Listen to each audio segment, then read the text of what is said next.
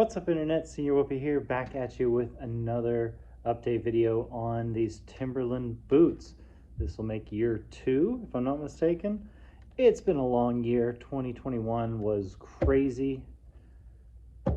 Just as crazy as 2022? Maybe. I'll let you guys decide in the comments. But I can tell you one thing for certain, these boots lasted another year. So we're doing year 2 review.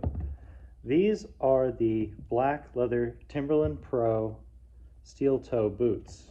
You can kind of see the definition of the steel toe now, for sure. I reviewed these when I pulled them out of the box for the first time, and I reviewed them after year 1, gave them high praises. It's now year 2, so let me update you on a few things. First thing was something I was talking about in the last video, is the inner soles. I have the original inner soles here, and you can see they suffered. These were about a year and a half before I replaced them, and it was so bad I was taking this black material and just ripping it off because it was getting underneath my foot.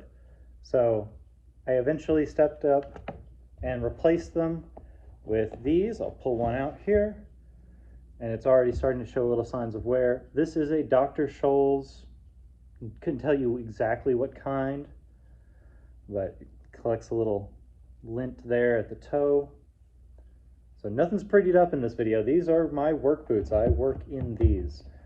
And I'll be honest, I haven't actually been able to use these at my current jobs, but every once in a while I'll pull them out of storage and get some use into them. And that brings me into the next thing. Look at my facial features. It probably changed a lot since the last video. I haven't shaved much in the last few months because it's been very cold, and I kind of wanted the curly mustache back, but now it's just growing wild. So tell me to go to the barber. I probably need to do that. But anyway, so the first thing is the inner soles don't last 2 years. The boots, though, the boots have been lasting quite a bit, though. None of them are showing signs of holes or sole separation. This one's gapping just a little bit, but still nothing too serious. The laces have held up. I've replaced other laces on other shoes much faster. You can see that there definitely is some wear to the top part of the laces where they get pulled out and tightened up and pulled out and tightened up and pulled out and tightened up. Eventually that can cause some distressing to them for sure. You can see the inside is showing a little bit of wear. It's hard to tell what size they are, especially here in another year. It'll probably disappear completely. This one's getting a little crack under there. If you're in a market for a good pair of boots, I definitely would recommend the Timberland Pro. Even just regular Timberlands are good shoes, but the Pros hype it up just a little bit more. Especially, I needed the steel toe for a previous job, and it's been very useful. You can see how much damage the shoe takes on the toe, especially. And I feel like normal leather would probably give out. This steel toe has probably added a few years to this shoe. I'll show you the bottoms here. We got some stones stuck in there, nothing too serious. Lots of grip still. And I said in the last video that the stench was getting to me, and I thought it was the old inner soles. So I'm gonna give them a sniff test for you guys right now. Let's go. Oof. This one smells okay, but this one smells like your dad's old golf bag. It definitely doesn't smell great. I do think that the shoes themselves do pretty well at staying stench free, but when you wear these, your foot's directly on that inner sole, and the inner sole just soaks up sweat from hot days, and these shoes do get pretty warm when the sun's beating down on you. I think regular changing of the inner soles will help keep them smelling fresh and feeling good, but other than that, this is a stress-free shoe. Stress-free shoe. You just buy them, size them right. They are true to size. I am a size 11. I bought a size 11, no qualms yet. I can fit them with my thin socks. I can fit them with my really thick socks. especially because this goes all the way up the ankle and I can size it how I want to. Normally I size it pretty tight, just to make sure it stays on my foot. That is one thing that you should be aware of with steel toe boots, is they are heavy. So if they're not tied to your feet well, it'll slosh around inside there and you'll like slop your foot around as you're walking, which in an industrial area, I've been working in a rail yard, I can tell you that's not safe, that's not preferred. You don't want to trip over railroad ties or, let's say, loose lines or boxes at an industrial site. So definitely tie your shoes. It's a whole different thing if you want to leisurely wear Timbs and just have the laces just hanging out.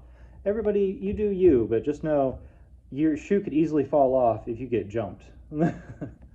So this has been a year 2 review of the Timberland Pro boots. I bought these on a discount, probably around $80 when the retail was about $150. The prices haven't really changed much. They are still going about $150, and again, this year for Black Friday, they did some really good deals. It's Christmas. Actually, I'm filming this on Christmas. Merry Christmas, y'all. But I haven't seen any crazy deals or anything to write home about. So just keep your finger on the trigger. Be ready for these to go down in value, down in price, because even used, I say it'd be hard to find these for under $50. I know in Tennessee we had a little shop called Beatty's. They would sell used boots. This would be perfect for them. Honestly, I've gotten a few more pairs of boots since I've moved to Las Vegas. Things that have been different here for sure. So I have a pair of like hiking boots. They were also made by Timberland. Bought those at a yard sale for $3. If you're interested in more Timberland content, leave it in the comments below. I will show you my other Timberland gear. I've got a Timberland jacket that I also got from a yard sale for like $8. It's a fantastic thick boy jacket.